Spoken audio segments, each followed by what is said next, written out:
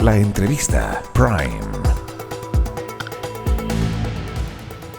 ¿Qué tal? ¿Cómo están? Muy buenas noches. Gracias por acompañarnos nuevamente en la entrevista Prime este día jueves, cuando ya quedan solo horas para este fin de semana electoral muy importante, en medio de una semana que ha sido, sabemos, muy intensa desde el punto de vista político y también desde el punto de vista judicial. Vamos a conversar de esto con el exdiputado, analista político, experto electoral, Pepe Out. ¿Cómo está? Muchísimas gracias por acompañarnos. Hola Andrea, muy bien.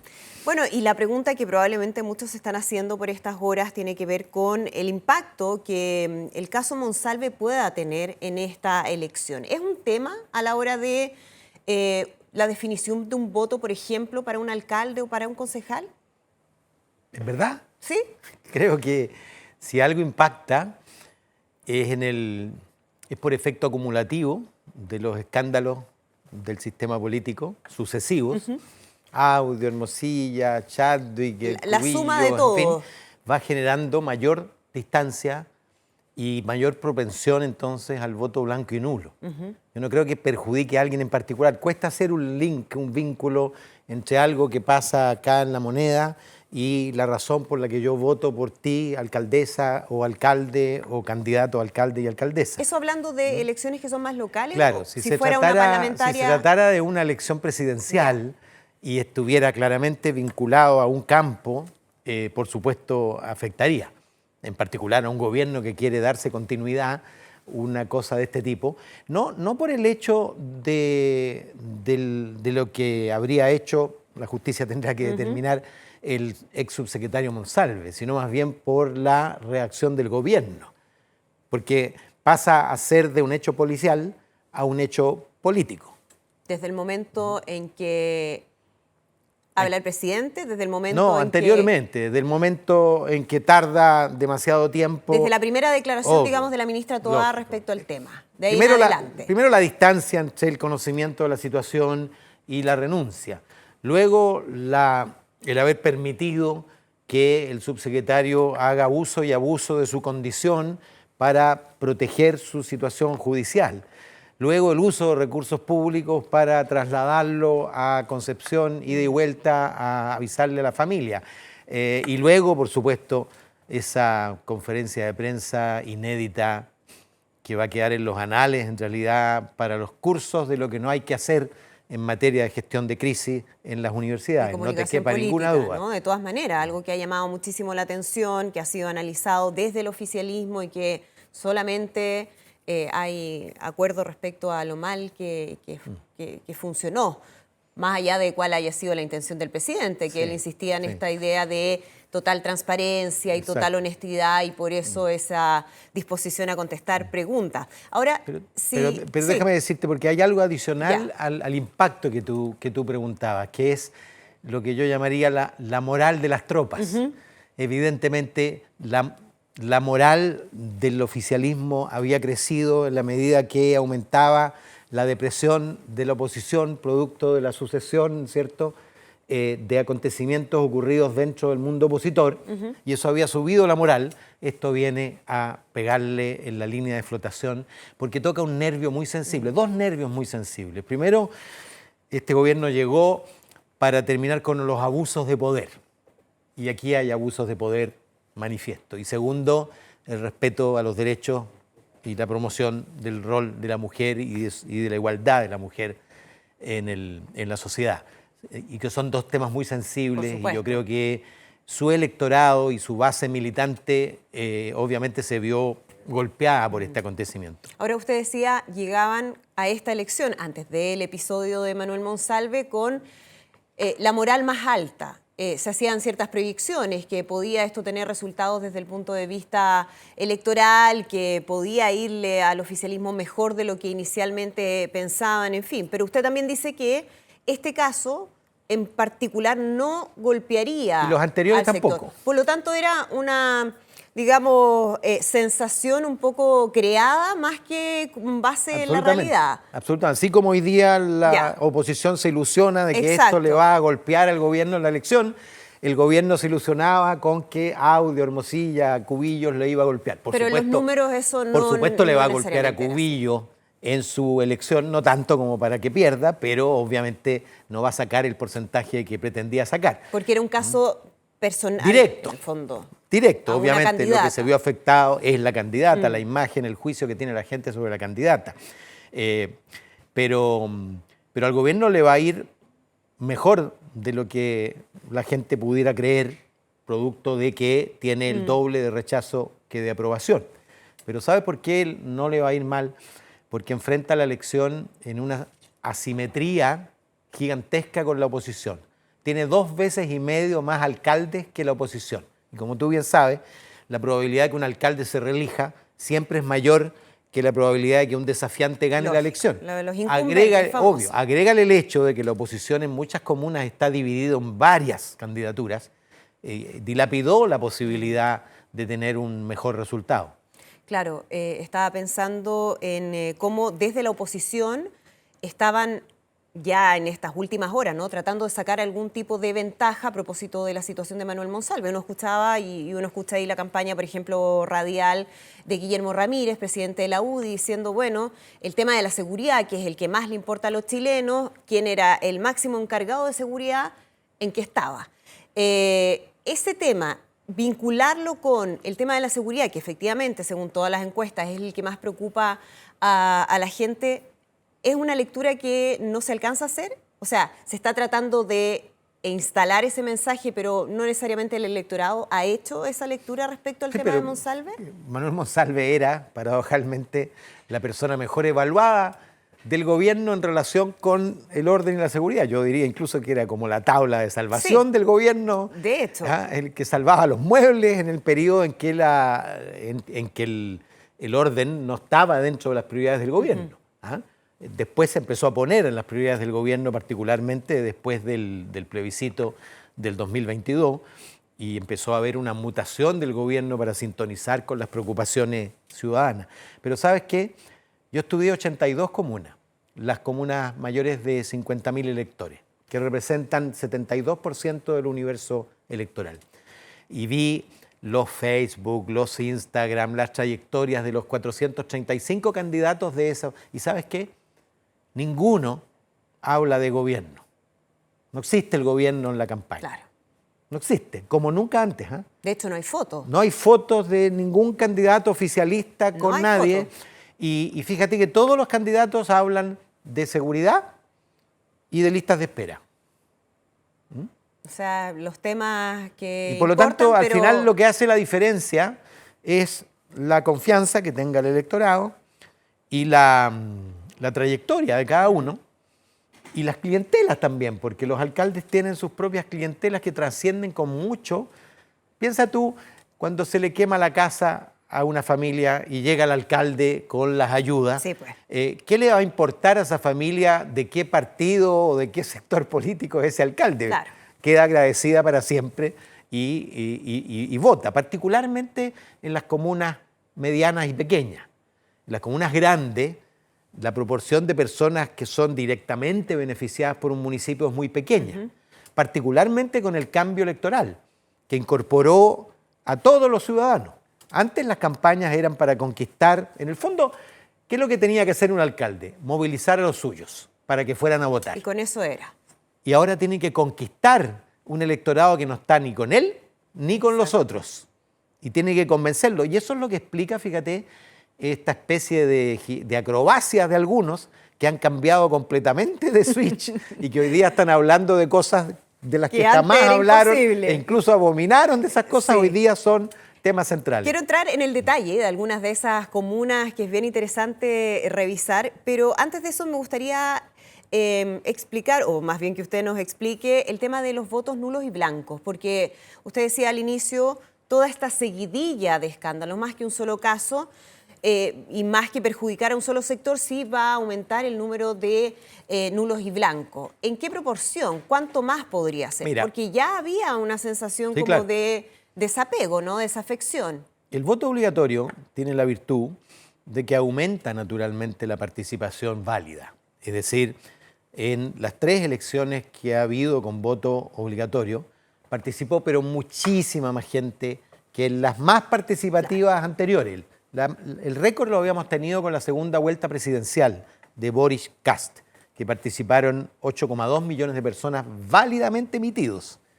Pero eso se superó con creces en el plebiscito de septiembre, que hubo más de 12 millones, en el plebiscito de diciembre también, y votó la misma cantidad de gente en la elección para los consejeros constitucionales, pero hubo 2,7 millones de votos nulos y blancos. Y yo creo que la cifra va a ser similar. Es decir, van a ir a votar más de 12 millones de personas, pero va a haber entre 2,5 y 3 millones de votos nulos y blancos. Particularmente, esto es universal, siempre en las elecciones donde tú tienes dos opciones, es mucho más fácil. Por supuesto. Y porque tú eliges entre apruebo, rechazo, sí o no, en contra o a favor. Pero cuando tienes una sábana donde tienes que elegir, eso exige mucha más información. Y entonces la gente que no se interesa por la política no hace el esfuerzo de investigar por quién votar y dejan blanco o le hace una cruz. Y si a eso le agregas el nulo consciente, digamos, aquel enojado. Que va como un voto de protesta. Enojado porque lo obligaron a ir a votar, o porque no le gusta a ninguno, o porque considera que la élite entera está enferma. Bueno, eso podría superar los 3 millones. Yo estimo que van a ir a votar unos 12 millones y medio, pero va a haber entre 9 y 9 millones y medio de votos válidos en la elección de alcalde. Se va a empinar quizás a 10, pero ahí hay un degradé. Para alcaldes probablemente cerca de 10, claro. Para gobernadores cerca de 9,5, para concejales cerca de 9. Y de ahí a los consejeros regionales. Consejeros regionales y concejales, porque son sábanas muy grandes. Y que además podría ser, yo digo, el de los consejeros regionales, quizás el voto menos informado, considerando que es un cargo que tiene menos visibilidad. La mayoría de la gente no sabe qué hacen los consejeros regionales y además son demasiados candidatos. O sea, y son territorios muy grandes, por lo tanto la probabilidad de que el elector los conozca, ¿no? Es baja. Con papeletas con más de un centenar de candidatos. ¿Y eso qué produce? Produce el voto por la lista. Es decir, yo voto la lista. No voto la persona. O sea, busco a cualquiera de la lista y ya está. Ese es el cambio que se produjo cuando pasamos del binominal al proporcional en la elección legislativa. Yo te puedo decir, yo fui candidato en ambos sistemas. Y cuando estaba el binominal, éramos 6 a 8 candidatos en la papeleta y en verdad había 4 que corríamos de verdad para elegir 2.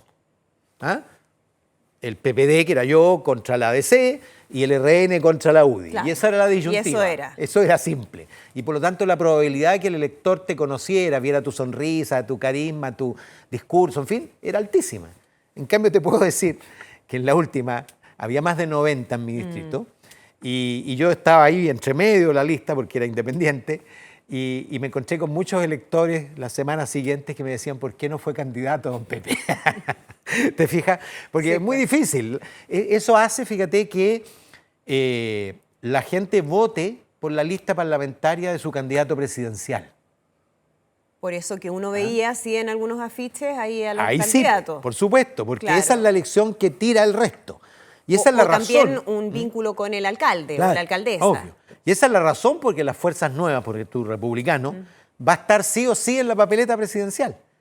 Porque solo con Kast en la papeleta puede aspirar a crecer su patrimonio, el tamaño de su bancada parlamentaria. Hablemos de los partidos. ¿Qué se espera a nivel de partidos? Y partiendo por el Frente Amplio, que llega ahora como partido.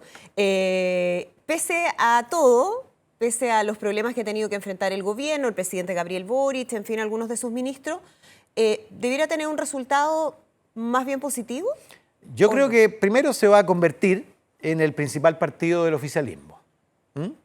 Va a ser el que saque más votos ahí donde se miden los partidos, que es la elección de concejales. Y eso es muy importante y es fruto básicamente de que mientras los otros derraman lágrimas de cocodrilo contra la fragmentación, pero aumenta la fragmentación en su campo político, si no, pregúntale... mira, Chile Vamos tiene 3 listas de core y 2 listas de concejales y 3 partidos, y francamente inexplicable. La centroizquierda, radicales por un lado, PPD y PS, ¿qué diferencia tienen hoy día como para converger en un gran partido? Incluso la ADC hoy día, que es claramente un partido ubicado en la centroizquierda. Y entonces la fragmentación va a hacer que el Frente Amplio, por haber convergido, va a aparecer como el principal partido de la coalición gobernante. Y segundo, va a tener el alcalde más votado de la historia de Chile. Y eso es para sacarle partido. Tomás Bodanovich en Maipú, por efecto combinado, ¿ah? Una buena gestión comparada con una pésima gestión previa y el hecho de que Maipú sea la segunda comuna más grande de Chile y en Puente Alto la pelea está más estrecha, por lo tanto nadie se va a escapar. En cambio, él es posible que saque más del 60% de los votos y eso le garantiza que va a sacar de todas maneras más de 150, 180 mil, quizás se empine a 200 mil votos.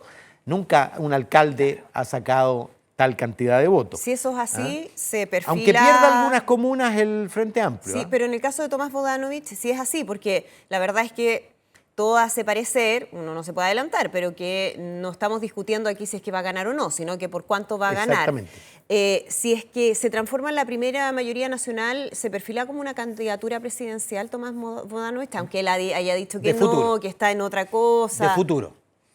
Sería una torpeza infinita abandonar 4 años para consolidar una gestión y consolidar una figura que todavía está en formación para ir a una primaria de resultados inciertos y para qué decir una elección presidencial de resultados muy improbable. ¿Ah? Sería correr el riesgo de dilapidar una carrera. Pero sin duda, creo yo, él va a estar en la discusión de la siguiente presidencial, muy probablemente con el propio Gabriel Boric y seguramente Claudio Rego después de una segunda gestión a la cabeza de la región metropolitana. Por el contrario, ¿qué arriesga el Frente Amplio en esta elección? ¿Qué comunas están complicadas para poder mantener? Tiene varias comunas que están ahí en la moneda que puede caer de un lado u otro, como el caso de Ñuñoa, por ejemplo. Emilia Ríos, con Sichel. Claro, de Quilpué. Tiene Quilicura, donde está muy fragmentado. Tiene varias comunas en riesgo. Ahora, cuando alguien tiene 5 comunas en riesgo, para decirte francamente, no me gusta poner y sacar reyes, pero ahí puede caer la moneda, nunca las pierdes todas y nunca las ganas todas. Ahora, eso va a estar compensado en parte por lo de Bodanovich, pero también porque tienen una alta probabilidad de ganar Peñalolén, que es una comuna nueva y una de las comunas más populosas de la región metropolitana. Que históricamente estuvo en la ADC. Exactamente, y lo perdió en la primaria. Claro. ¿Qué pasa con la oposición? Porque lo mencionaba, una oposición fragmentada, que va en distintas listas. ¿Qué cuentas puede sacar a partir del día lunes? En la noche del domingo, ya te aseguro. Sí, la noche del domingo, considerando además que este es un tema que siempre es muy interesante, que hay distintas interpretaciones de lo que es ganar o perder en estas elecciones. Todos van a ganar y todos van a perder. Sí.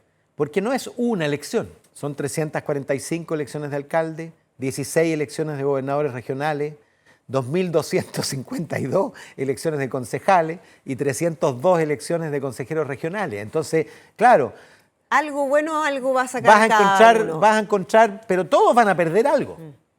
Imagínate, por ejemplo... Claro, pero nadie va a relevar eso el día domingo en la noche. Pero el adversario lo va a relevar. Por supuesto. Imagínate que Renovación Nacional pierda Puente Alto, por ejemplo, que lo gobierna hace 24 años. Esa derrota puede opacar una eventual victoria en Santiago, perfectamente. O si pierde las dos, Puente Alto y Santiago. Para el PC, por ejemplo, la diferencia entre perder o ganar Santiago es la diferencia entre la tristeza y la alegría. Aun cuando baje su resultado electoral, porque tuvo un muy buen resultado electoral arrastrado por la elección de la convención en la vuelta pasada, sacó más del 9% de los votos y obviamente no va a poder llegar a esa cifra. Pero todos van a ganar y perder. La UDI ya perdió Las Condes por secretaría, desde digamos. El momento en que se dejó imponer la candidatura de Marcela Cubillo. Entonces... y además la UDI ha estado afectada por una seguidilla de problemas que han afectado su imagen de marca. Uno lo ve. Y eso no se expresa en el voto para los alcaldes, pero sí en la lista de concejales. A propósito de Marcela Cubillos, y siguiendo la lógica de los partidos, ¿qué pasa aquí con los que van independientes, fuera de pactos, que podrían también dar alguna sorpresa. En el caso de Marcelo Cubillas, no. No sería una sorpresa. No, pero en otros Mira, casos... hay más de 400 candidatos a alcalde independientes, es decir, independientes fuera de pacto. Te digo esto específico porque hay muchos independientes que van en la lista de los partidos, sí, pero fuera de pacto. Y fíjate que entre ellos hay muchísimos que eran alcaldes, sea de la oposición, o sea de partidos de derecha, sea de partidos de izquierda o de centro, que estuvieron afectos al límite de periodo y por lo tanto dejaron pasar 4 años. Y luego cuando quisieron ser candidatos encontraron que la silla estaba ocupada y que además todos aplicaron ese principio conservador de que el que tiene mantiene, y por lo tanto van ahora como independientes fuera de pacto. Por ejemplo, el exalcalde de 3 o 4 periodos, Sergio Echeverría, que sacaba 70% de los votos en San Joaquín, va compitiendo contra el alcalde.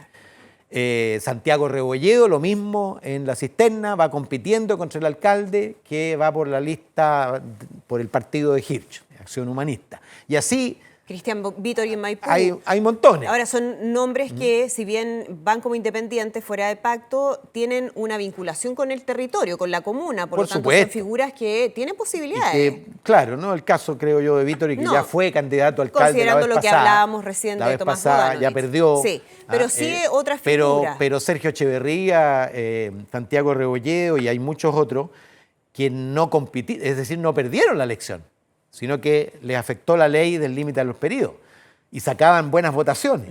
Entonces ahora, además ahora, fíjate que va a estar a prueba el cambio de prioridad de la gente, porque la gente votó en la elección del 2021 por las personas más alejadas de la elite, del establishment, digámoslo así, las más desconocidas y las más jóvenes.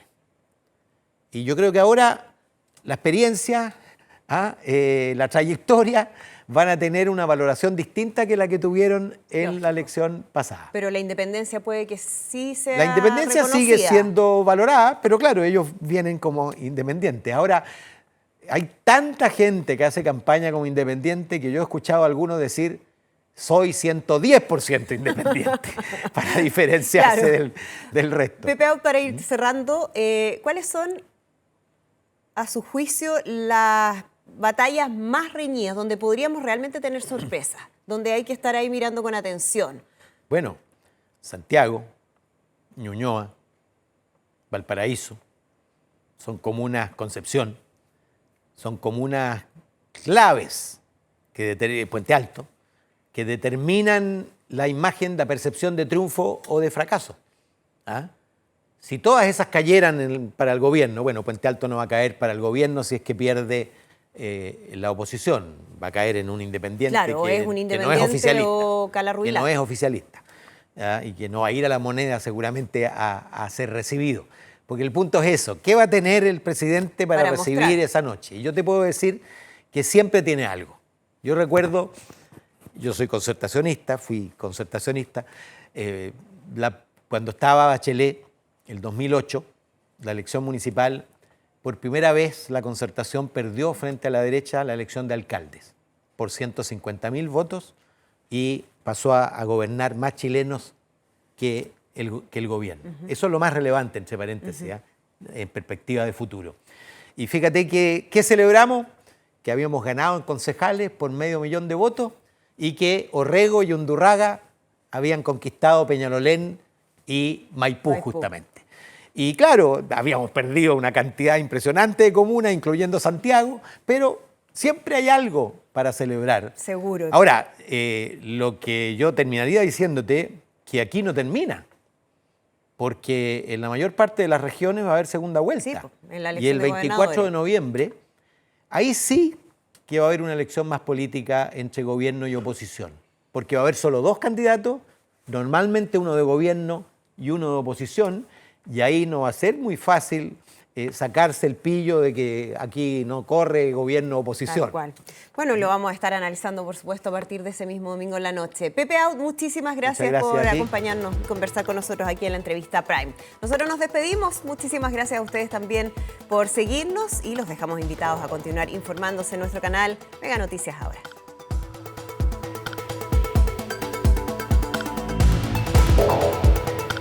La entrevista Prime.